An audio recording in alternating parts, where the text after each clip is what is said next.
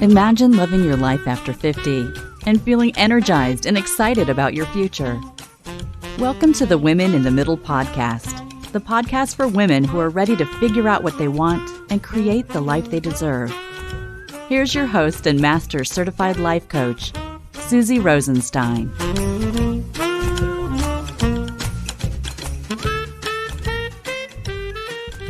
Hey there, welcome back to the podcast, Women in the Middle. I'm your host, Susie Rosenstein, and I'm so glad to be here with you again for this week's episode, which is all about how to avoid an accidental midlife. We're going deep into this whole thing, and I am excited to share this with you. But first, I just have to tell you about the week I had. This week was full of crazy things that seem to be happening by accident, actually, since we're on the topic, not on purpose. It was one of those weeks that seems like you're in a sitcom and someone is watching your reaction to all the weird stuff that's happening. So first, I went out to the car one night, and when I got in the car, I turned the key and I heard that fateful sound. Click, click, click. I'm like, oh my God, is that an accidental battery death? Then I sent my hubby a text with the sad update from the driveway, and I hopped in the other car, his car. And that one started just fine. I was headed out to vote in the Canadian election, so I had to get there before the polls closed. No problem, got there, voted, all good. Then I hadn't eaten yet and I was hungry, so I stopped, I got something quick, and I parked to eat in the parking lot. About 10 minutes later, turned the key to hear that fateful sound again. Click, click, click. But this time I was in the other car. Could it be another accidental battery death in the same night? Somehow I killed 2 batteries in 30 minutes in 2 different cars. Isn't that weird? So a few days passed and now we're up to Saturday morning. I woke up early. I went downstairs to grab a coffee. I was in good mood and I thought, okay, I'm going to water the plants. I have a lot of plants, so it takes a bit of time. So I'm just going to water the plants while enjoying my coffee. Just take time going back and forth, filling up the pitcher, blah, blah, blah. I hadn't had my coffee yet and my glasses weren't on. So when I first went over to the palm tree that was in the corner, I couldn't really see something that was on the floor. I saw something on the floor, but I couldn't really see what it was. It looked like something dropped out of somebody's pocket or something. It was like half under the couch. Now, like I said, I really hadn't had a cup of coffee yet, and I was a little tired. So my glasses were on top of my head, as they are most of the time. And I grabbed them and I put them on to see what was going on. And to my shock, it was a tail, a long, skinny tail, like, I don't know, about 4 inches. I was shocked. I was so shocked. I was a little scared. I was a little confused. And I was thinking, what could it be? Like a mouse, a rat, a possum? I was confused, and as I was processing it all, it moved. It moved under the couch. I was beside myself. I didn't know what would you do? So I heard upstairs there was one of my kids had gotten up to go to the bathroom, so I went to his room, and he had just gotten back into bed, and I'm like, oh my God, you have to help me. You have to help me. There's something under the couch. There's something under the couch. I need help. He thought I was crazy. I said, get a flashlight, get your phone. So anyway, he came downstairs and he put the flashlight on and he lifted up the couch for me to see what it was. And it was a snake. It was an accidental snake. I don't even know what to say. Remember, I live in a big city, not someplace rural, but I do live on the edge of a ravine system, but I still have no clue how it got in the house. Did it come in accidentally with some stuff from the cottage? Like we went to the cottage a few weeks ago to close it up and we brought some bins and coolers back. Was it in something there? Or did it come through the door that the dog uses? Because I do leave that out sometimes. But it was in the living room. Like it wasn't in a hallway. It wasn't near a door. It was under a couch. Okay, anyway, so I managed to capture it in a box, like put a box on top of it with my son's help. And took it outside to the ravine I was in my nightgown and it slithered away and all was fine. Okay, that was number 2. And then within a few hours, I heard one of my kids yelling that there was a bunch of bees in the skylight.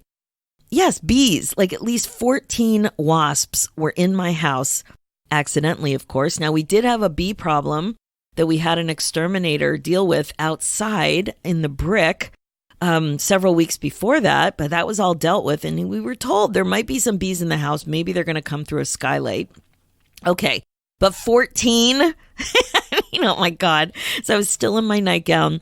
I got a step stool. I pulled out the central vac with the long stick thing, and I sucked up those bees. Quite a sight, right? And then I totally freaked out when I realized one of those bees was actually on the flower on my nightgown. Can you believe it? What a morning. Like I'm out of breath just sharing it with you. My friends, this was all before 9 a.m. on a Saturday. So as much as I love nature, and I really do, we camped for years, there was just a little too much of it inside my house. Actually, my husband got stung last night while sitting down eating dinner in the kitchen. What the heck? It's fall, not summer, and this is inside my house. I'm leaving that central vac out so much of the time now. I'm on patrol whenever I walk by that skylight. It really felt like somebody was getting a bit of pleasure out of this series of odd accidental events. But who? Who would be getting pleasure from this? Anyway, if this is the first time you're listening, I don't want to freak you out. Welcome. I'm so glad you are here. We are all about taking an upbeat, compassionate look at what we're all going through at this age and stage as women in the middle.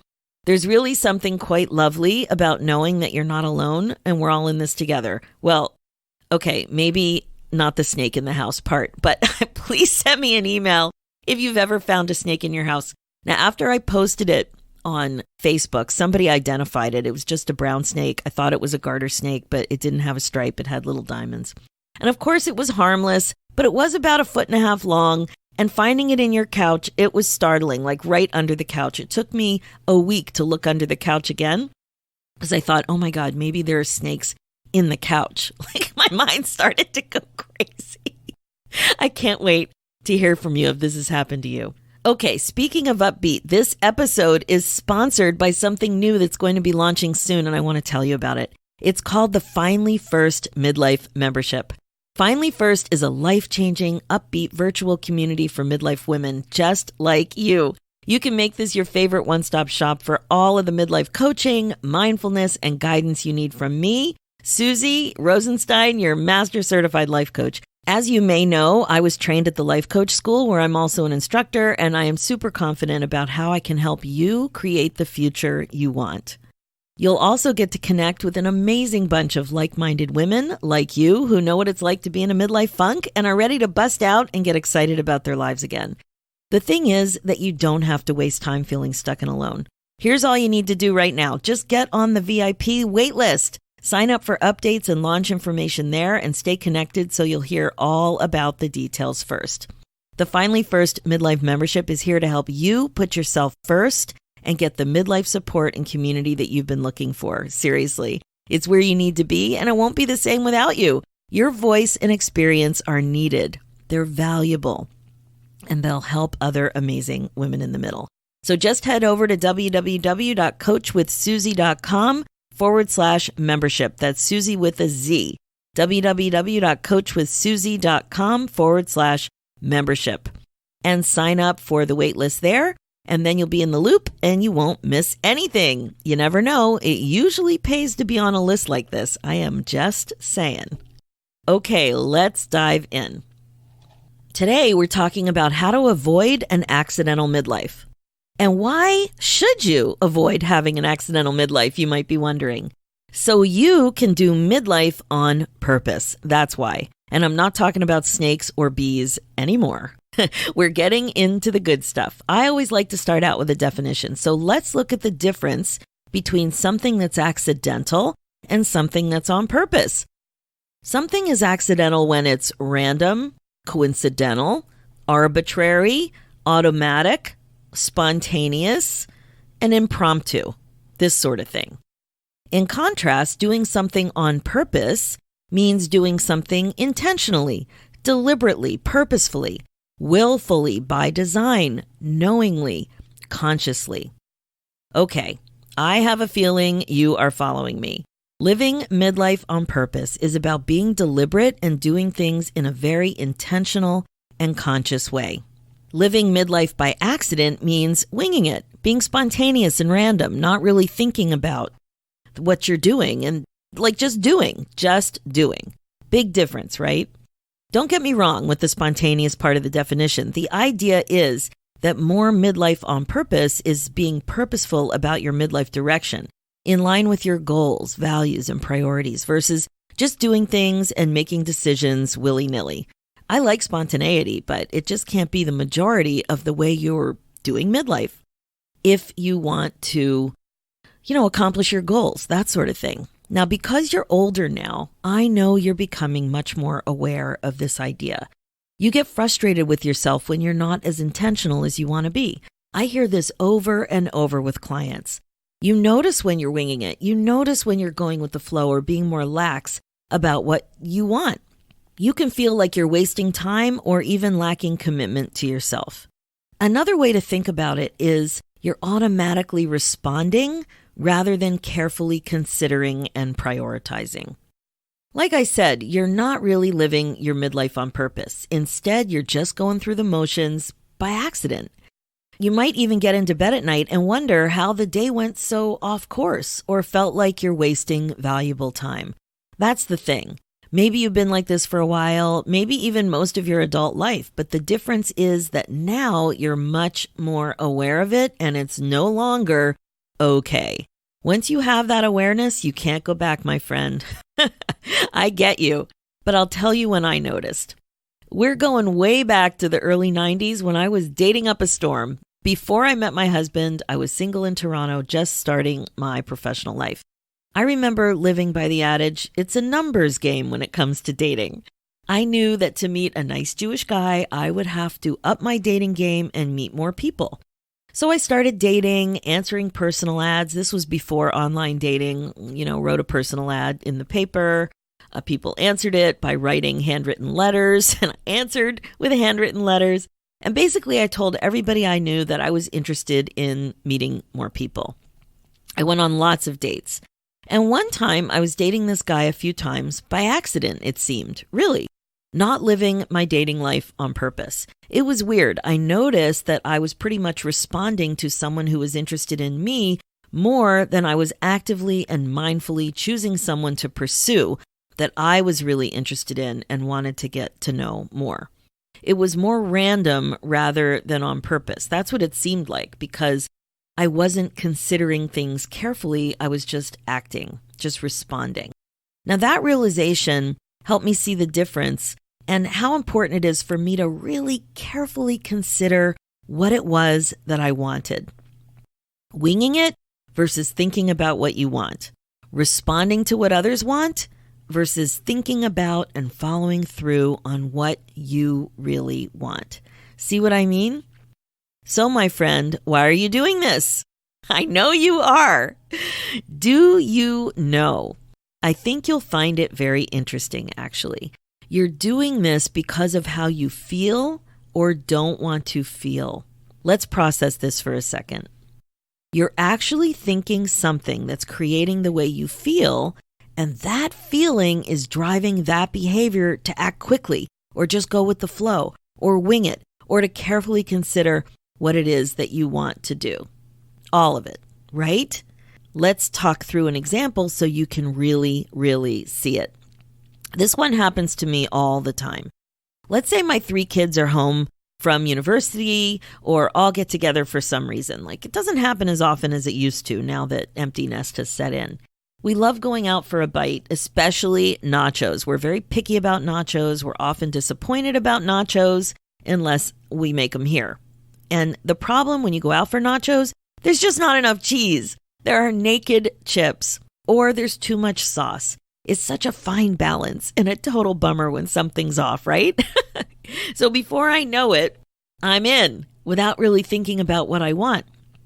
I'm not eating a lot of processed foods like chips these days, but there I am by accident going with the flow, enjoying eating nachos with the guys, laughing and crunching all the way home. So what happened here? Well, what happened was a feeling that came from the way I was thinking about socializing hanging out and eating with the guys versus thinking about what I wanted to eat on purpose. I was thinking something like, I love being out like this, eating nachos and hanging out with my kids. That thought makes me feel happy, excited, and detached from thinking about my diet, what I really want to eat on purpose. It's just me enjoying the moment. I was disconnected from my other goal. And like I said, this has happened several times. I just get in the whirl of emotion about being in the present and having fun with my kids, and I make some kind of an association that food is part of the positive enjoyment of being with the kids.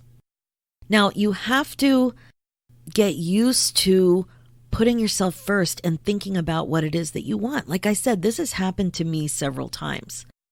Another thing that can happen is that you're afraid of standing up for what you want, right? You get self-conscious about it. You're not comfortable articulating what it is that you want, so maybe something like fear is driving that, or embarrassment, or being self-conscious. Those kinds of feelings create that hesitation for you to say what it is that you want or quietly follow through what it is that you want. Like if you don't want to have another drink, or you don't want to participate in eating the food that's served, or you don't want to go somewhere that everybody else wants to go. Any of those things. And I'm sure right now you're thinking about something where you didn't follow what it was that you wanted and you just kind of got swept up with it. And now when you think about it more, really think about what you were feeling that drove your action, why you did what you did or didn't do. So to get to this point, you have to have a lot of awareness of what you want, and what you need to think to make it happen takes a lot of focus and commitment. It doesn't just happen. You can see what just happens. All these other things that happen by accident, that's what happens. You have to get used to creating pauses and not just winging it. Just winging it doesn't allow you, it doesn't allow you to get what you want. It doesn't help you get what you want. The short-term desire isn't always in line with the long-term desire. And that's how you have an accidental midlife. Of course, it's the same way you create an accidental result in any point of your life. But the thing is that at our age, in midlife, you probably have a keener sense of wasting time. And also this concept, this sense that time is just flying by. Now, in the example I gave you with one night out with nachos with the kids, is that going to be the end of the world?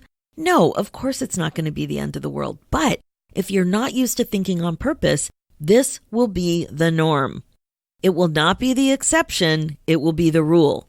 You just keep thinking the way you've been thinking. You've created a deep neural pathway that has become the path of least resistance and easy to think. It's like your go-to thought. Your brain is super efficient. So for you to override this type of habitual thinking, you have to be on top of your thinking and have heightened awareness of what's going on up there. Otherwise, nothing will change. And before you know it, another decade will fly by, or another 10 pounds will come on, or another commitment to yourself will be broken. You see what I mean? So you really got to be on top of your thinking if you want to avoid an accidental midlife. So that's the first way to avoid an accidental midlife, to learn to think on purpose rather than letting your unsupervised thoughts call the shots. Here's the second way. You have to think about regret-proofing your life. What I mean by regret-proofing is thinking about what you can do or not do to make sure you don't have regrets going forward. No one likes regrets, that is for sure. It's something you're probably going to regret. If you set yourself up to have regrets, you will absolutely regret it. So how do you regret-proof your life? Well, I like to suggest that a great way to start is to look for the proverbial shoulds. What do you think you should be thinking, feeling, or doing? And is it really what you want to be thinking, feeling, or doing? Yup, the proverbial should. Jobs that aren't working for you anymore, but you think you should stay for all kinds of reasons. Relationships that need more attention, and you think you should do something. Your health and this thought that you really should prioritize it, this sort of thing. It's really like you're not being responsible for your life, your outcomes, your situation over time, and it's a surefire way to have regrets. It's not that you should do one thing or the other. It's really about making decisions based on the should, rather than careful consideration, without fear, without carelessness, or without just being in the swirl of a chaotic life. This is living your midlife by accident. And finally, the third way to live midlife on purpose rather than by accident. Are you ready for it? It's to finally be first. This means prioritizing holding space for yourself, giving yourself the respect and time you need to think about what you want. Think about what you want. Focus on your own goals. To reflect, dive in, get coached, get into the flow, sink your teeth into a passion project, go for a walk, whatever it is. It doesn't matter. But what does matter is that you make it happen and be first in your life, finally. This is why I'm starting this new membership called Finally First. This is a big deal for 20 years or so at our age, right? The last 20 years or so, maybe even more, you have not been doing this. Most of us have not been doing this. Everyone else has been first in your life, and I totally get it. You did a lot of it out of pleasure. You did a lot of it out of duty, and it was all fine. But now everyone's older, and guess what? So are you. If not now, when? You will show up so much more relaxed and loving and open when you know that you have you covered. And if you don't do this, no one else will. I am really positive about that. It doesn't matter how many amazing people are in your life and how many people love you and how loved you feel. You are the one responsible for putting yourself first. As an older and wiser woman in the middle, you absolutely know this firsthand if you are really being honest with yourself. So that's it, my friends. That's your 3-step game plan for how to avoid an accidental midlife. 1, learn to think on purpose. That means being aware of your thoughts, understanding that your thoughts create your feelings. Your feelings are what drive your behavior, and that is what creates the results you have in your life, which will absolutely prove your thinking. So the onus is on you to learn to think on purpose so that you create the results that you want. Number 2, prioritize regret-proofing your life. No one wants regrets. So make sure to think about it and do something about it. And number 3, be finally first. No one else is going to do this for you. The onus is on you to be first, my friend. Finally. Easy to understand, right? But it will take effort and commitment to follow. You have to stay on top of your thinking. You have to stay on top of yourself. You can learn the mindfulness skills and commitment to dial this in, though. I know you can, and I am here for you. Never forget that. That's what the Women in the Middle podcast is all about. Well, that is it for this episode. My focus as a midlife coach is to help you waste less time and get excited about your life again. Being the queen of your brain domain is the best way to be. Check out the show notes for more information and links at SusieRosenstein.com. Download my free ebook, 9 Secrets to Get Unstuck in Your 50s at SusieRosenstein.com/9 secrets. Whenever you're ready, there are 3 great ways I can help you learn to create your midlife on purpose. 1, join the free Women in the Middle community Facebook group and connect with other amazing midlife women who are ready to start regret-proofing their lives too. Just go to facebook.com/groups/Women in the Middle community. Number 2, work with me directly and get coaching that will help you change your life. Go ahead and grab your Kickstart call right away at www.talktosusie.com. Number 3, get on the VIP waitlist for your new midlife membership, Finally First. This is an affordable, upbeat virtual community for women who are ready to create midlife on purpose. Sign up at coachwithsusie.com/membership. Let's do this, ladies. It's time for you to be finally first. Thanks so much for listening, and I'll talk to you next week.